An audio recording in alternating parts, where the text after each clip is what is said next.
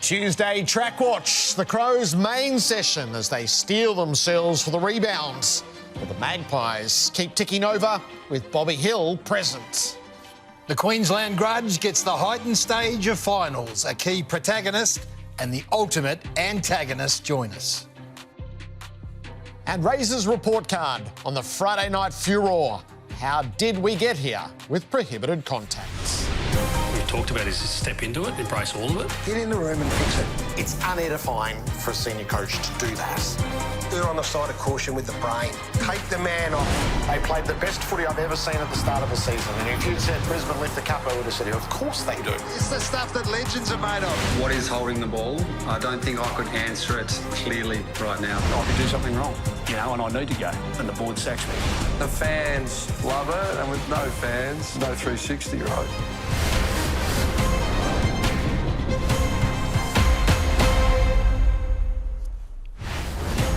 The Pineapple Grapple, the Sunshine Stoush. We should have brought our 4Xs. It's a week to be dialed into everything Queensland. I'd like to watch you shotgun a 4X. We should be up there, Gerard. That's where we could have done and just parked ourselves outside like some other big names that wandered up there just to bask in the glory of what's taking place up in Queensland. It is the place to be. The little champ was on duty. The ultimate little champ. I heard this bandied around little champ a bit over the weekend. This is the ultimate little champ here, Garry, but one of the greatest of all time. He's gone up there to pump the game up, Gerard. So you want all the great names in Queensland footy to be there, and all we wanted to know was how did Gaz take in and what did he think when the Suns had their biggest moment yet?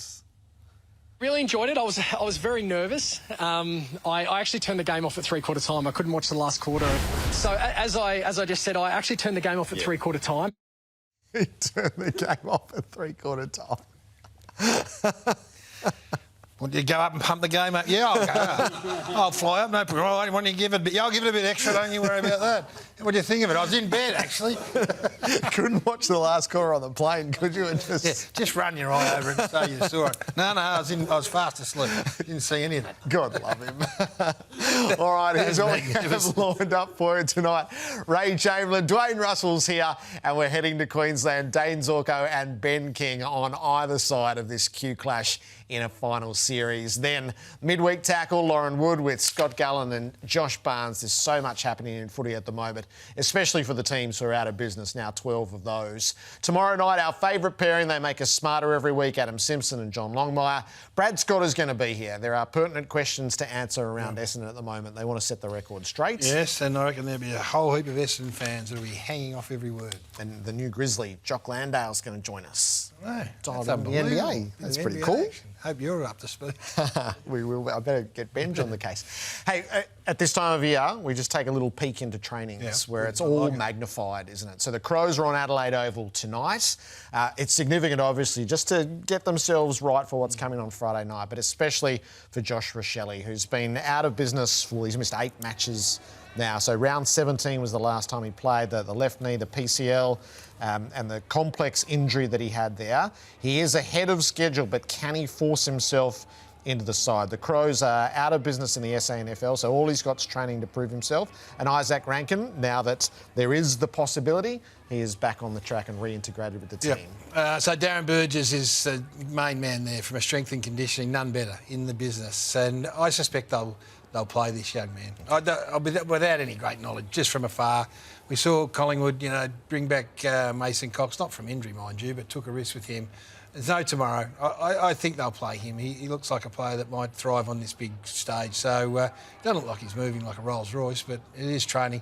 I think it's important. There's a bit of exorcism happening in here as well. Get back out on the stage where you're all failed, look each other in the eye and own up, and then get on with it. And put it. Then after training, put it to bed, and let's get looking forward to Hawthorn. So I think he'll play, but we will wait and see. Collingwood are ticking over. They've got their big public session tomorrow. The question constantly at the moment is Bobby Hill there? Now, there is a much bigger game at play than what we're looking at with just the football side of things, but can he be viable for a preliminary final? And Jeremy Howe is out on the track. Now, he's going to be with us next Tuesday night. It's Saturday week when they're likely to play, so time is his ally. But I think the Bobby Hill conversation is the fascinating one. And it is, and it'll drive lots of debate on radio and television and column inches in papers, but no one knows. We're all guessing. So in terms of his preparation, in terms of how much work he's done, how many boxes he's ticked, from a whole footy club point of view, we've got no idea. And anyone that suggests they do, apart from those on the inside, would be guessing. So if he plays, you've got to assume that he's satisfied the criteria that Craig McRae's put down, and they've got it right more often than not, Collingwood, in recent times.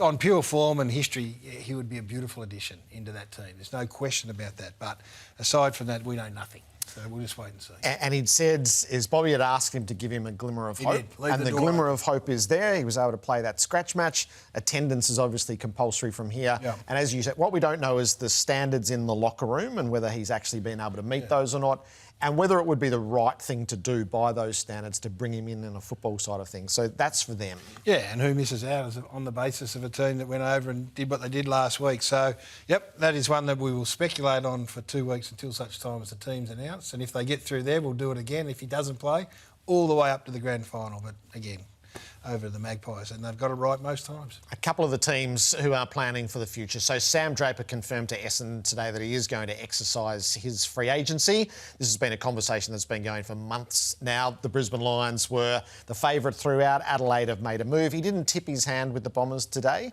It's widely believed that he will go to the Lions, and he does look like precisely what the Lions need. Just to recap, so he spoke about how difficult this period has been mentally and physically. So if you go back to 2021, he had the syndesmosis, he misses 12 weeks. Then he plays all of 2022, 14 games, 16 games, 5 games. Knee surgery, the Achilles surgery. It's 78 games since his debut in 2020. So he hasn't been able to be there often enough. No.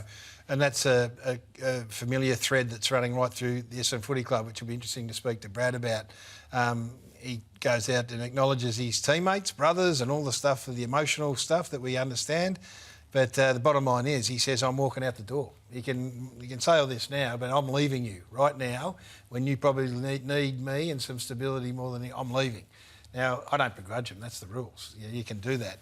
But if you're an Essendon fan, move on and move on quickly. I went back and had a look at the premiers of the last few years. Darcy Fort was the ruckman in last year's premiership team started. You can find a ruckman, Gerard. This is what I'm saying. The panic won't set in. They'll get compensation and then they'll go to work. They're loaded from a draft point of view. So Darcy Cameron started his career at Sydney, ends up at Collingwood, plays as a premiership ruckman. Rhys Stanley starts at St Kilda and rucks for Geelong. Max Gawn is a one-off, and then you go down to Toby Dancurva started at Sydney, and if you want to go back a little bit further, David Hale started at North Melbourne and rucked through. So you'll find a ruckman. If you want to get there, you can find ruckman. They're not, he's a good player, Sam Draper, but don't burn your membership on the back of him leaving. Yep. So you'll get compensation, and then you've got to rely on your team to get to work, and you can find them. They're out there. Melbourne's finished the first round of coaching interviews over the previous couple of days. The best and fairest has been held tonight, and Paul Guerra spoke with David Zeta, so this is the Chief Executive of the Demons. Yeah, big couple of days, and the great thing is for every Melbourne supporter, there's a number of quality candidates that want to coach the football club. So, we'll sort that out in the next week, but it's been a really good process and we've had some really fantastic insights. But great for Melbourne supporters, but importantly, good for the AFL competition to know that some real quality coaches ready to coach AFL teams. I'm sure you wouldn't be oblivious to the narrative that it's Nathan Buckley's job to lose, and that even before Simon Goodwin departed, there may have been conversations. It's a pretty significant narrative. What do you make of that narrative? Yeah, everyone's going to have their opinion on it. We've been really clear. We narrowed it down to 6. We've taken them through the process, and let's see what comes out. 2026, what's the pass mark for you guys? Where do you expect to be playing? Do you expect to be competing in September? Yeah, we do. That's the intention for the football club. We've seen Adelaide bounce from 14th last year to playing finals. We've got our best and fairest tonight. We want to be playing finals. That's what Melbourne players want to be doing. That's what the club wants to be doing. That's what our fans expect us to be doing.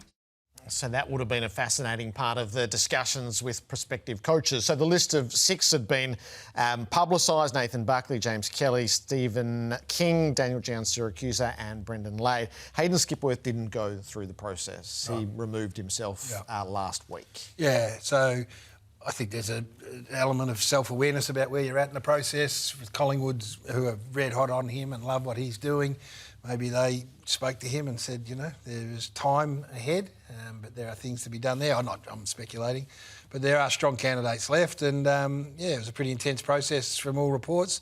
Long interviews and impressive candidates. There are a couple who I'm told really impressed them. So, we'll wait and see what that spits out. Having a bit of the Geelong DNA in there, given the success that's been had there, and they belong to a couple of generations. James Kelly as a player through the first wave and now as a coach there, and Stephen King the same. So you sort of, you do corner. Why has this lasted, 15 preliminary finals since the Mark Thompson year?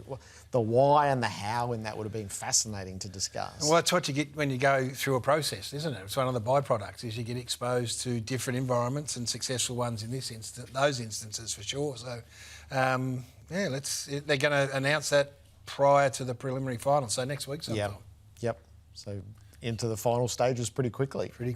I don't mind that. Get going. I mean, if you're doing the process and you've got to make a decision, get going. I don't think you have to box trifecta. I'm going Gawn, take him one out, and then box up Bowie and Pickett. Right, yes, yeah, OK. It won't pay well, but I think it's pretty safe. Gawn, Bowie, Pickett. All right, we'll see how we go. Let's get to the furnace, shall we? It was always going to be the furore that erupted on Friday night at the MCG when a fateful whistle blew heading to halftime.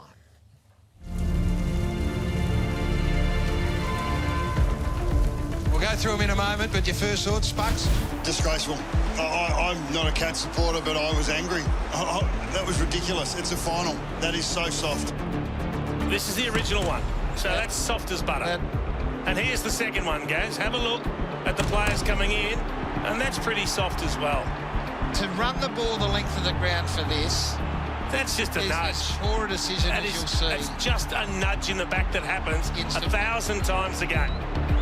I thought to myself, I hope it was a big free kick, not a little wishy-washy one. I hope it was a big one, because this is a big furore. In the furore that has erupted around the MCG and right around the football world, I think. As a Lions supporter, you love the goals, but it's a shocking decision. And I think the umpires are pretty good at telling players to get up. They've got a really good understanding. Their job's really, really hard. So, we sort of implore our players as best we can, boys, just stand up and play the game. It's do or die. Like, there's a lot of work that's gone into this, and you're not going to get no perfect players, no perfect coaches, no perfect umpires. There's going to be mistakes, but you just want to omit the howlers. I hate the fact the AFL have thrown their umpire under the bus. Flopping a problem, Dimmer, in our game.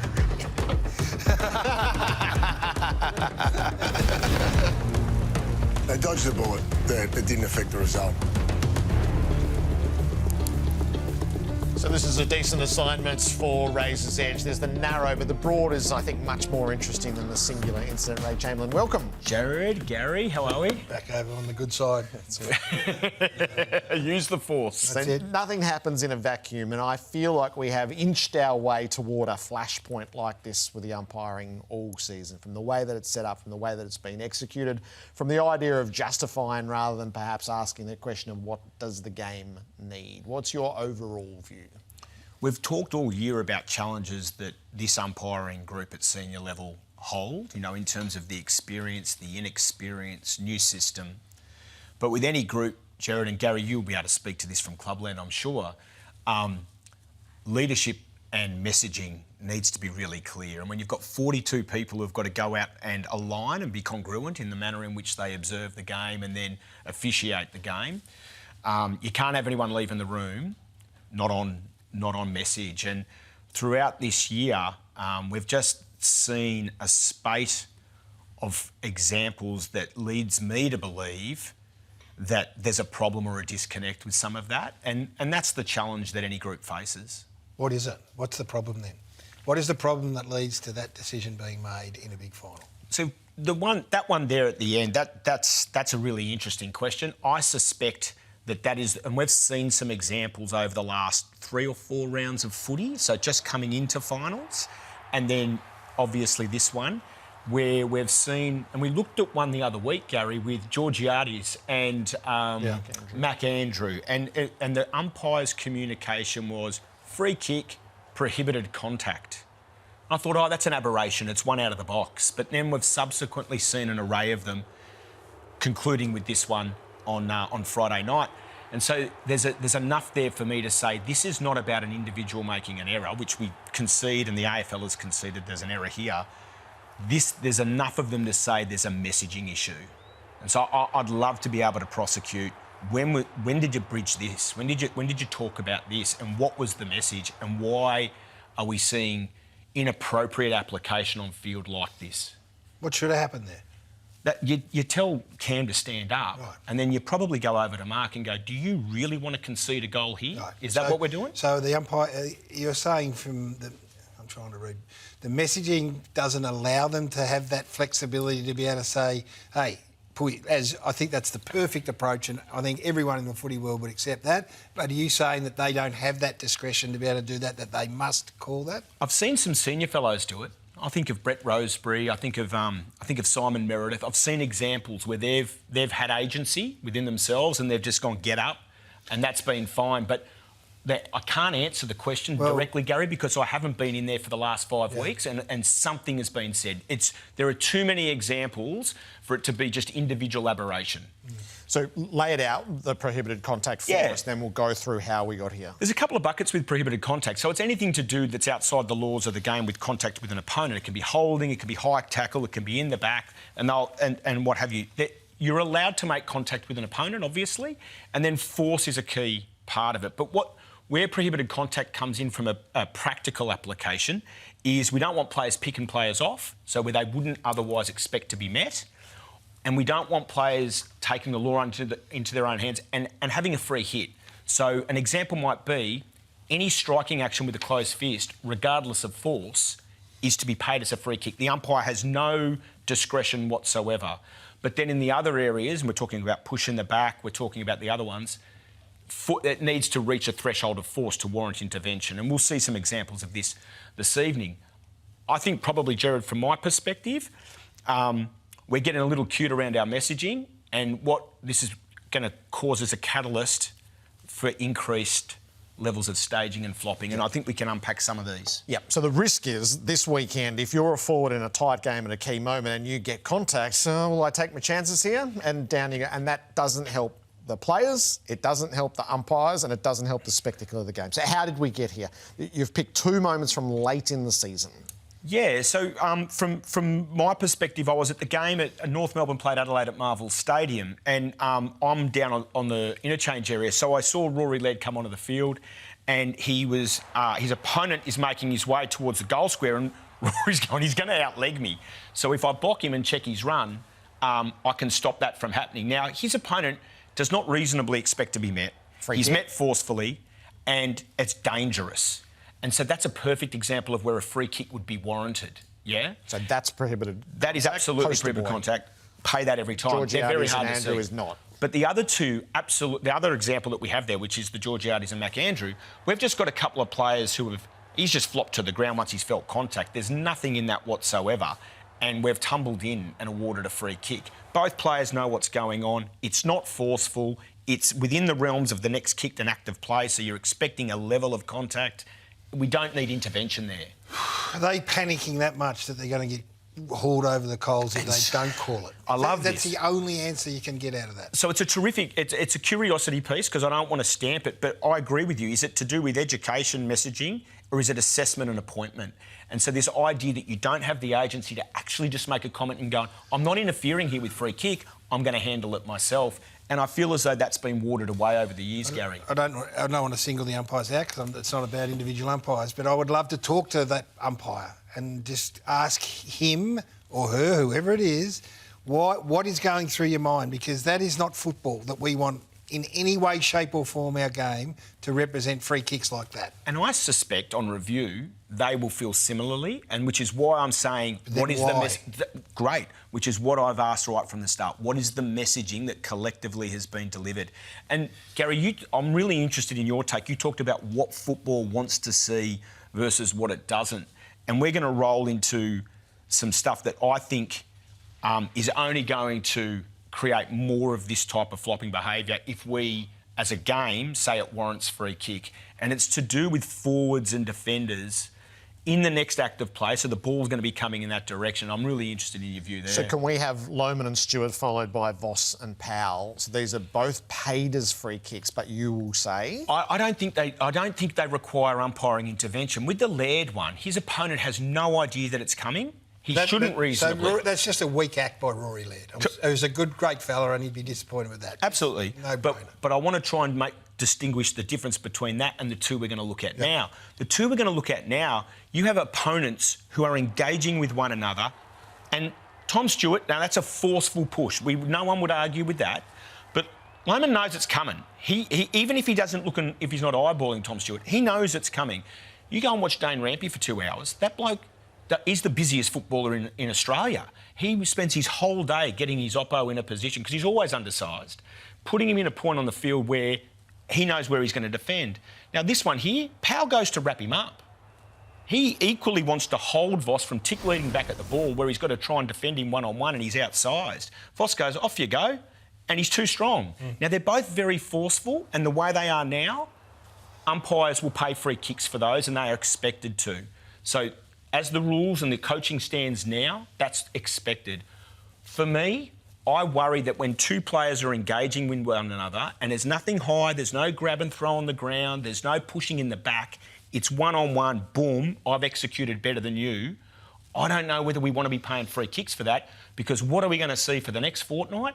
Yeah. Forwards and backs flopping around on the ground and umpires having to decide, is that a flop or is that a forceful push? So it's something that I think needs to be reviewed, and a philosophical flag needs to be put down. Yep, so don't intervene in those ones. Rayner's conversation with the umpire, so this has been depicted in different ways. This is cricket for me. This is the lobbying that begins. 1 over, we'll go 2 overs later, and 4 overs after that. We start the lobbying around, hey, this is going on, you should keep an eye on this, I'm after a free kick here. I think lobbying is a really great word. Cam Rayner, my experience with Cam, and I've had much to do with Cam in terms of umpiring and training with Brisbane and what have you, is one of the most ripping fellas you'll ever meet.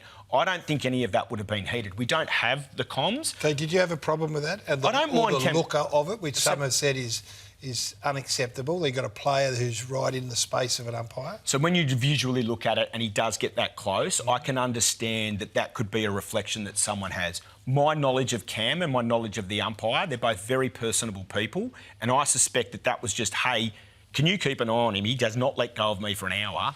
And then all of a sudden we come to this. So the lobbying piece is, I think, the most accurate way to describe it. Pre-microphones, what might you have said? Pre-microphones, you might have asked Cam to go look after himself and I'll try and focus on my job, is probably what would have transpired. Yep. You know, you would have engaged at all and you'd nip it in the bud. Were you angry and disappointed when that free kick was paid? I wasn't angry, but when I heard the whistle go and they went to it, I was disappointed, because I'm barracking for the umpires. I want them to do a great job. We come off Thursday night, Garry, where they were exemplary. Yeah. And I just want them to get it right. So it was disappointing. Yeah. Ray, terrific. Thank you. Thanks for having me. Great work. Ray's edge. First There's a bit of segment, homework Ray. there. Yes. Demanded first segment. He did indeed. All right, our players are about to join us. We're heading to Queensland. We're either side of the Q Clash that's coming to finals for the first time. Dane Zorko, the heartbeat of the Lions, and Ben King, the talisman for the Suns. Two beauties. The Turning Point, brought to you by Ashley and Martin. Is this the biggest night of footy in Queensland? Well, it'll be gigantic. Well, I think it's enormous. And hopefully we do it justice and do it proud, and look forward to the state of Queensland getting behind both teams. There's no doubt there is some bad blood between these two. There will be spot fires everywhere. Don't get me wrong, I didn't want to get too far ahead from tonight's game, but, you know, Brizzy losing last night, you do think ahead for a little bit and you go, geez, how good would it be to go head-to-head in a Q Clash next week, drive up the road and, try to send them out in straight sets. So I look very much looking forward to that. That just shows you the emotion of it directly after and what lies underneath. So that reveals the true thoughts about the Lions. That's how you build a rivalry. There's a little bit of niggle in there.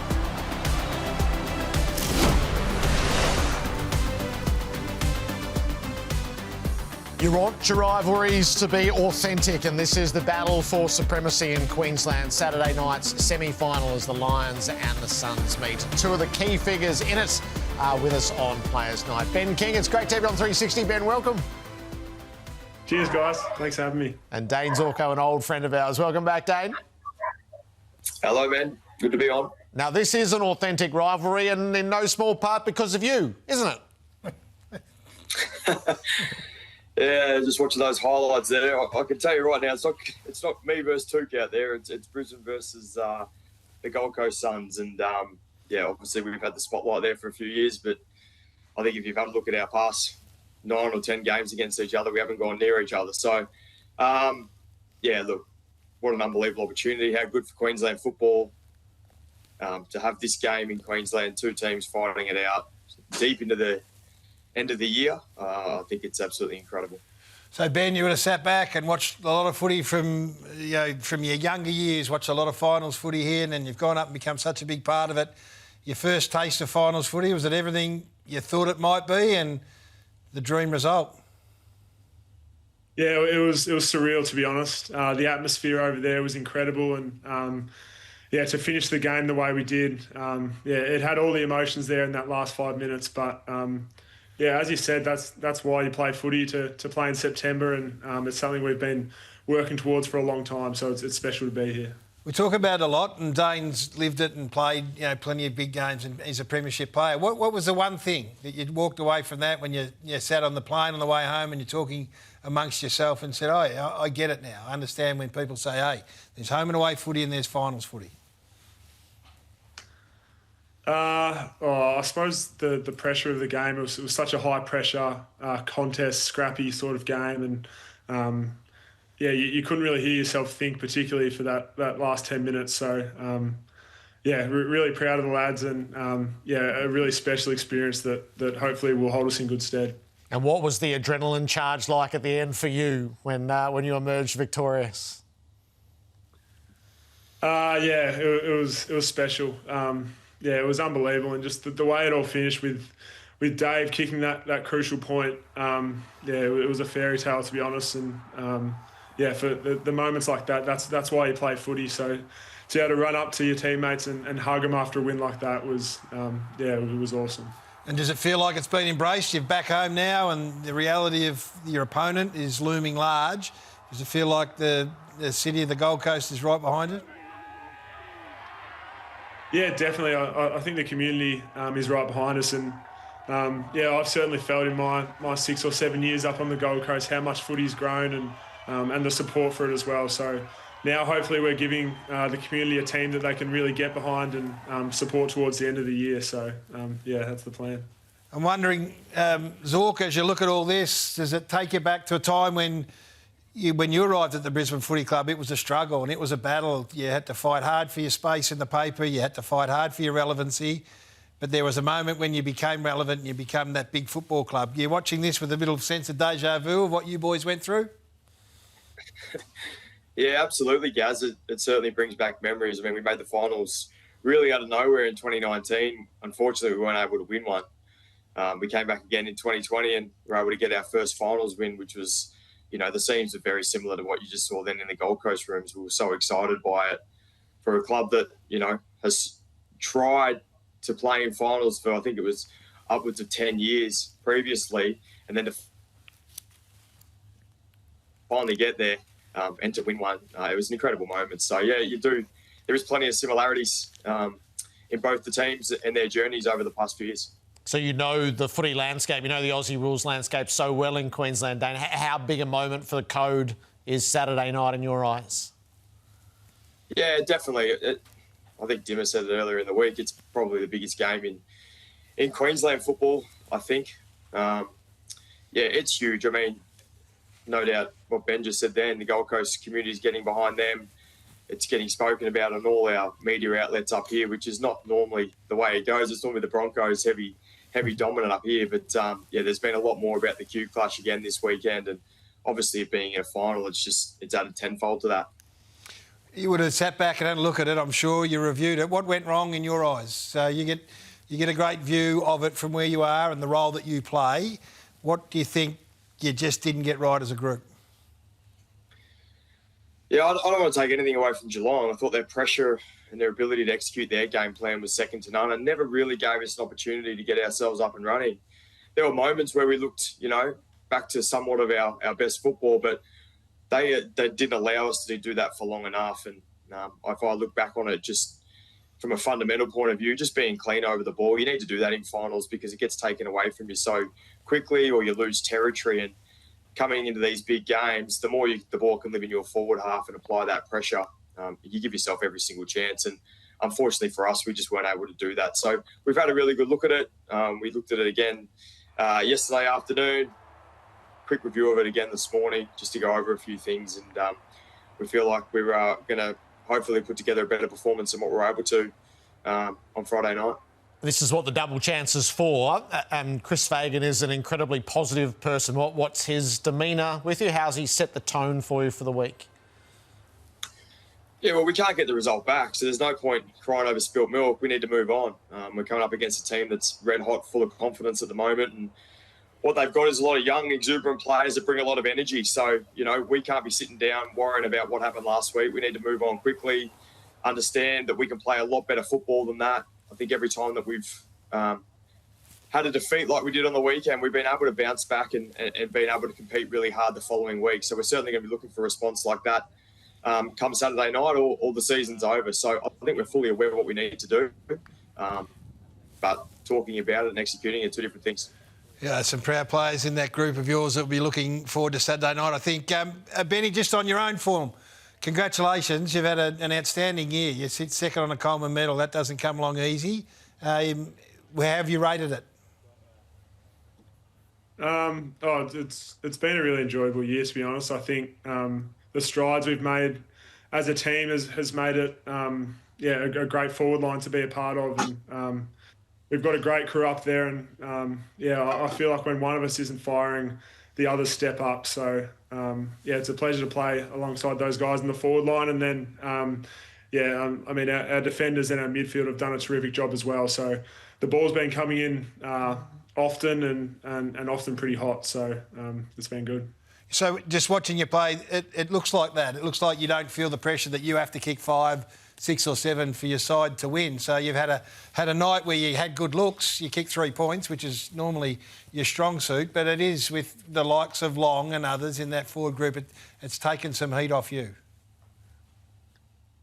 Yeah, definitely. I think so many guys in our forward line have had terrific years, and as you said, I think not having all the pressure on one person is really important, and we all know our roles really well, and I think we saw that on the weekend, that so many guys chipped in and played their role, and that's what got us the win. Ben, how significant was it to get the win over Brisbane in the most recent encounter after a long period of time where they had lorded over you, and the belief that might give you come Saturday? Yeah, it was really important. I think we played them earlier on in the year and we really weren't happy with what we dished up. So, always great to play them twice and get another opportunity to fix it. And, we prepared really well for that game and executed really well. So, no doubt we'll look at that again this week and try and emulate that. Does Harris Andrews come your way? Not sure, to be honest. Sometimes he does, sometimes he doesn't. So, he's a really good player, and we have to respect him with the way we kick the ball and also the way we match up near him in the contest. So, that'll be part of my job. Dana, how unfortunate the Lachie Neale injury in the last quarter that cost him his chance to be part of this finals campaign. Yeah, a bit of a double whammy for us this week. Obviously, Lachie pops his calf, and unfortunately, Eric, who played with what's been a torn ACL for a couple of months now. So really an incredible effort to get through the majority of the season. Unfortunately for those two, it looks like it's probably season over. Lockie's going to try and do everything he possibly can in the next, weeks. If that's as deep as we go to try and get himself back, he's the ultimate professional. So, obviously it's a big hole when you lose a double Brownlow medalist out of your midfield. But what we've been able to do is build a lot of depth in our VFL this year. We've had guys step in different roles to come in and help, and we're going to be calling on absolutely everyone on Saturday night to do their part. How excited are you, Zork? Tickets sold out in a second. Massive game. The whole eyes of the footy world are just focused on these two teams on Saturday night. I mean, this is the stuff dreams are made of. You're ready to go. Yeah, I will be Saturday night. Yeah, Gaz, it's huge. Like I said earlier on, it's huge for the community in South East Queensland football in general. And I think you saw that tickets getting sold out within less than an hour or so. Just goes to show just how much people are really enjoying the football that both Brisbane and Gold Coast have been able to play over the last few years. And it's entertaining, and hopefully it is on Saturday night as well. But, yeah, it's going to be a ripping game and really looking forward to it. Ben, what does Matty Rao drive? Because he's currently leading the GVPs and there's a Ford Mustang in his future. If he probably plays one more good game, it might be enough to nail that $100,000 vehicle. Yeah, I've heard about this. He absolutely deserves to win that. I think he drives an Audi at the moment, but I'm not sure that suits him as a footballer and as a bloke. So yeah, Mustang would be great for him.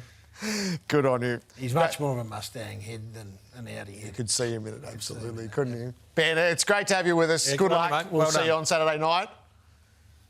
Thank you. Cheers for that, guys. Dane, don't play too nice. Yeah, We're all come coming on, up. Zork. We want a bit of theatre. Spark it up, Zork. We want something. We don't want calm, cool Zork. We want crazy Zork. We're all good. All good, boys. All good. Good Thank on you. you. Great to have you both Well with done, us. boys. Ben King and Dane Zorko ahead of the Q Clash, the first in a final series. Next, he's one of our absolute favourites. He is a man of great phrases. Don't go anywhere. If you're sitting at home watching, this is one of the most interesting men in football. He has gone long form with his phrases. The novel by Dwayne Russell gets launched next. Ford at the bar and got served. Amazing. Sir Isaac blinds him with science. They fought Trelaw, and Trelaw won. And this little Higgy goes all the way home. He is the man of the great phrase, and he has put it all into a novel now. It's got nothing to do with sport. It might be killing for sport. This is Dwayne Russell's debut novel, and in his own inimitable style, he's got the merch before he's got the books. Dwayne Russell, congratulations and welcome. I didn't know you'd get an advance copy, so I thought I'd better put the T-shirt on so people know what to look for in the bookshops on October 14. Yeah, fiction thriller, so nothing to do with footy. A little bit to do with sport. There's a little bit of ice skating in there. But a lot of art fraud. It starts off with a wedding between Sarah and Jackson where Jackson doesn't turn up and then takes us back in time and forward in time from there. It moves pretty quick. I hope you liked it. It does. So I've read the first 10 chapters last night. Cost me an hour's sleep. It was great. So Sarah Jones is she's our book critic. She's a little bit of Jeffrey Archer, a little bit of Richard Osman, We Solve Murders. Written these down. Jeffrey Archer, James Patterson, Grisham, Diva, Lee Child. Is this the genre? Well, when Sarah read it and gave me some confidence that it was okay, I felt better about it because she is a prolific reader. Yes. It is one of those things that, you know, you'd be impressed if I only took a year to write it, but this has taken 20 years. It's taken a lot of time to get this. Pipe, this is extraordinary work by you. This is not something we expect of our brethren in the industry that we are, to just churn out a novel, an action, dramatic.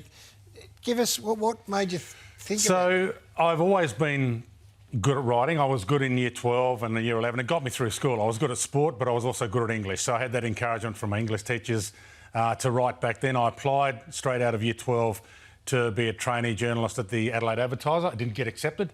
And I knew that I always had confidence to write. So in '89, when I was injured and Geelong made the grand final, the Cats asked me to do all the media. Yeah. And I started writing for the newspapers and enjoyed that. And so that sort of got me back into writing. And the novel's been floating around in my head. It's a bit like commentary in that with commentary, you're looking at something happening and you're trying to put it into words. This has been floating around. These characters have lived in my head for a long time. So putting it into words has been the one thing that's taken me a while. It is magnificent. Give me the I've written a novel, but you've written 7, haven't you? 8. What's the process? What is your process? Did you write it long form? Did you do it on a computer? Did you lock yourself away for chunks of time? Yeah, sometimes you sit down at 11 o'clock at night in a quiet room and nothing comes out, and other times you're still awake at 7 the next morning writing. So that's just the way I do it. But I enjoy it because it takes me into my world. I go into this other world and I live there for hours on end, and that's where I spend my time. But I've always been one of those people who, I'm a storyteller. That's why I love commentary. It's telling the story to people, and I've always been one that anyone who's seen my commentary knows I put too much mayo on it. My kids always say that I put too much mayo on every story I tell around the dinner table. So, yeah, I'm a storyteller, and this is the opportunity that I've had to put a novel together. This is a fascinating man. Oh, he is. This is an incredibly fascinating He's so great to travel with. So tell me about the counterfeit art world that's drawn you in. So I'm married into a family of artists, so I've kind of always enjoyed the art world. When I go away overseas, I do go to a lot of galleries. So the art world's something that I enjoy getting my head into and researching. And there's figure skating in it as well. When I met my wife, she was a figure skater, not very good, but I used to go and watch her skate back in those days. And I did the... Not very good. Well, take that back. She was fantastic. Didn't quite make it to the Olympics, but I did the Vancouver Olympics as well. So I did the skating at the Vancouver Olympics. So I got my head into a lot of skating stuff there as well. So there is sport, there's figure skating, but it's not set in Australia, as you can see by the cover. It's Paris, London, French Riviera, Monaco. It's an international sort of, takes you on an adventure. You're well travelled too, so you're claiming them as tax. Yeah, absolutely. In fact, a lot of the things that happened, or places that I went, had an energy. I mean, Monaco's got an energy. Cannes and Nice and Paris and London, they've all got an energy, and I felt I wanted to get that energy into a novel, and it helped me write, I think, to be able to try and put that energy into words in some of the chapters. It's absolutely brilliant. Is there any of you in one of these characters? Absolutely none. But there is a lot of pieces of things that have happened to me or people that I've met that are character traits. When I first wrote it, and the publishing part is hard because you've got to find a publisher who likes it, believes in you, and enjoys your style, which your firm press, and Kate Blake has been good enough to like it, thankfully. And she encouraged me to go a bit deeper into some of the characters. So I added more chapters once she read it for the first time. So there's a lot of depth of characters, which I've enjoyed because, I mean, we see a lot of people in our travels and you say, that's an interesting character, that's an interesting person, and you do sometimes want to go deeper. And so the investigation of, personal character traits is fairly deep in this one as well. It's poorer for not having you in there because you are a character, no question. You're a bloody good footballer too because you said, I'm coming on to talk about the book, but don't forget to tell everyone I was a pretty good player. No, I wasn't. You were. I had a couple of moments where I was OK. You had a very good... You bought your own stats, so we're going to make sure show all these stats before I said, all right. I wanted to pump you up because in '89 when I did do my knee, I think you and I were both in the Mike Shinn top 50 that year, halfway point. Were we? You might have been a bit higher than me, though. I think you might have been around 4 or 5. You played you played State of Origin footy in a time when State of Origin footy was at its pomp, and then... Have a look at this. Look at this company. The MVPs. You and I are in. That's right. 10th and 22nd. That is magnificent. Yeah, so things were going all right for me at one stage. But, look, I had a lot of knee ops at 11 in the end, and at the age of 26, you've got to find something else to do. And you've called with Dwayne plenty of times. Yep. I'm going to talk about some of his idiosyncrasies. Go on. Well, this is famous vision. I take photos of you. Yes, you do, and send it to your kids sometimes. I do, just to say this is who I'm working with today. Have a look at the preparation. This is real. This is not made up at all. So there's 3 cans of Coke. Yeah. There's 3 Red Bulls. You have at least 2 to 3 blocks of chocolate, and more often than not, you neck a litre of milk. Yeah, that's... This is all sitting in your guts while you're calling a game of footy. I like to be up. I like the sugar load. Will you be up? Yeah, absolutely. I don't do all the Red Bulls every time, but this is just... I didn't realise I was being filmed here. This is just secret vision of a pre-game. But, yeah, I do like to chocolate. But what people don't know is that I might fast on a Tuesday. I might just eat nothing on a Tuesday. But I did bring something in for you guys for the show. Is that from your personal stash? Yeah, that's from my stash. That's coming out of this weekend's stash. If the pipe's not sponsored by the end of this, he knocks over about 5 of these before he even starts. I love it when he brings his tray of coffees in. You bring 4 and he goes, "Oh, I actually don't want one, Dwayne. It's 2. No, they're all just line them up. I'll do the 3 of them. Just wax 3 or 4 coffee on top of everything else. When is this out?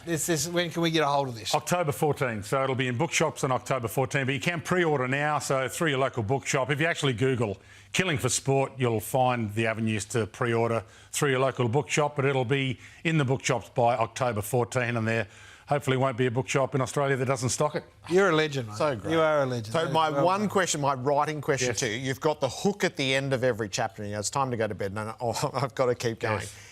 A learned skill or a natural skill? No, a learned skill. I had to learn to write. I had the idea, but I had to learn to write in a flowing, consumable style. I mean, it can't be all at you the whole time. It has to, a bit like commentary, light and shade, slow bits, then it has to punch in the nose. So hopefully there is a punch in the nose come most end of chapters to make you want to keep reading. Salute to you. Well done. Thanks for having me on, guys. Thanks, Lord. Well done. Killing for Sport, Dwayne Russell's debut novel. How fantastic. Order now. Simo and Horse tomorrow night will make you smarter heading to these critical weeks in September. They've lived as players, they know it as coaches, they recognise the trends and the strategies at play. Adam Simpson and John Longmire on what we've seen and what's coming next in this final series. Our fellow Hall of Fame legend has had a hot water bottle sitting on his lap all night because he's so cold. You're going to use your microphone, Jason. Now your brain's not working. Are you going to tell everyone you've been sitting on a hot water bottle all night? I sat on a hot water bottle for a while, and it was good. You happy with that one? So proud of them all, the whole team. They are freaking enormous because I was so scared when they got ahead and the crowd got into it, and I was like, please, God, let us win.